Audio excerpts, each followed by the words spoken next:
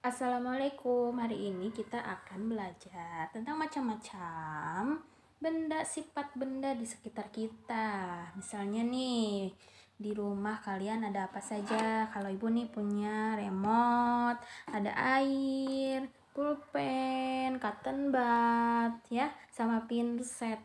Kemudian, nah, kita tahu nggak sih sebenarnya benda-benda ini itu termasuk ke dalam sifat benda apa? Misalnya remote. Remote itu termasuk ke dalam benda padat. Kenapa? Karena bentuknya tidak berubah, ya.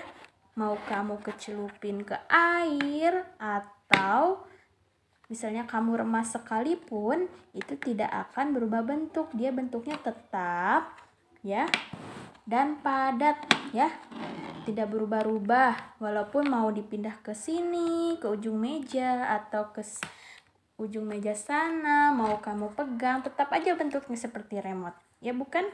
Nah, berbeda dengan benda cair. Nah, ibu di sini punya air putih, ya. Nah, airnya ada di tempat yang agak besar ini, ya. Nah, kamu bisa lihat, ya. Sifat benda cair, ini kan air putih, berarti sifatnya benda cair, ya, termasuk benda cair, ya. Kemudian kalau misalnya air ini kita pindahkan ke tempat yang kecil, ini kita pindahkan, ya. Ini kan segini, ya, ukurannya, ya. Volumenya, isinya segini, kita pindahkan ke tempat yang kecil. Ya, dia juga akan mengikuti bentuknya, ya. Misalnya ini kan tempatnya kecil, dia ikut juga bentuknya. Ini apa nih? Lingkaran. Dia ikut juga seperti lingkarannya, memenuhi wadahnya kalau benda cair, ya. Kalau volumenya, isinya tetap aja sama, ya. Pindahkan lagi ke sini, ya. Tuh, tetap sama isi volumenya, ya. Tapi dia mengikuti wadahnya. Kalau ini kan benda padat, mau disimpan di sini, mau disimpan di sini, tetap aja bentuknya begitu, ya. Kalau ini benda cair, kamu masukkan ke wadah kecil, dia jadi ikut juga bentuknya seperti ini, ya. Mau kamu tuangkan ke meja, tuh, ini ada yang tumpah, ya, dia mengikuti, ya. Begitulah sifat benda cair. Nah, bagaimana kalau misalnya benda padat dicelupkan ke air, dia akan tetap atau tidak? Kita masukkan, ya, ini benda padat, ya, pinset, masukkan ke air. Berubah tidak bentuknya? Tidak. Kalau air mah berubah. Satu lagi, ada benda yang sifatnya gas atau kita biasanya ketemunya itu dengan udara. Dia tidak bisa dilihat, tidak bisa dipegang, tapi kita bisa rasakan. Kenapa kita bisa rasakan? Buktinya kita masih bisa bernapas, ya. Bernapas itu menggunakan udara, dan udara itu bersifat gas. Nah, setelah kalian mengetahui sifat benda-benda ada padat, cair, dan gas, kamu kan sudah juga baca di LKS, ya, banyak sekali materi yang bisa kamu baca.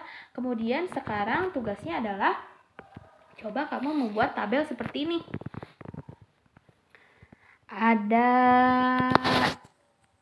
Oke, ibu pindahin. Ada 1, 2, 3, 4, 5 kolom, ya. Ya, terdiri dari kolom nomor, nama barang, termasuk benda apa, ciri-cirinya bagaimana, terus kegunaannya apa saja. Nah, contoh kamu punya pulpen, ya. Tulis sama kamu seperti waktu itu nomor 1, pulpen, nama bendanya adalah pulpen. Kemudian, pulpen ini termasuk benda apa? Tadi, cair atau padat atau bahkan gas? Oke, pulpen pastinya benda padat, ya. Padat. Kamu tulis termasuk benda padat. Kemudian ciri-ciri benda padat itu, ya. Ciri-ciri benda padat itu seperti apa ini? Ciri-ciri pulpen, bentuknya tetap. Bentuknya tetap, misalnya. atau tidak berubah-ubah. Terus kegunaan pulpen untuk apa? Menulis misalnya. Seperti itu. Mudah bukan? Ya, sekarang kamu cari atau kamu lihat ada barang-barang benda-benda apa saja di rumah kamu ya. Tulis ke dalam tabel seperti ini sampai 12 barang ya, 12 benda. Segitu saja, semoga paham ya. Rajin-rajin membaca, rajin-rajin belajar, tetap semangat, sehat selalu ya. Jangan lupa like dan subscribe videonya ya. Terima kasih. Wassalamualaikum warahmatullahi wabarakatuh.